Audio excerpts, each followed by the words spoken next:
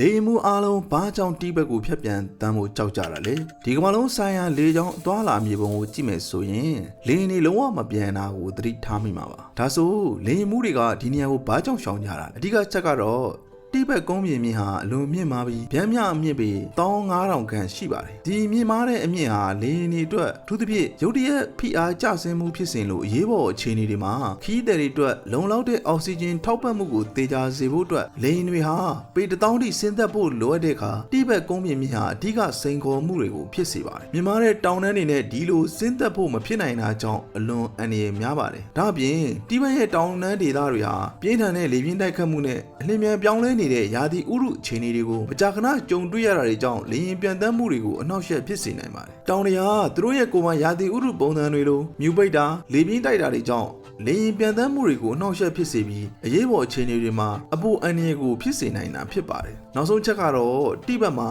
လေစိတ်နှင်းငယ်တာရှိတာကြောင့်အရေးပေါ်အခြေအနေမှာလေရင်နေရာဆင်းသက်ဖို့နေရာအလွယ်တကူရှာမတွေ့နိုင်တာကြောင့်လေရင်ပြန်တမ်းမှုအန္တရာယ်များတဲ့နေရာတစ်ခုဖြစ်နေခဲ့တာဖြစ်ပါတယ်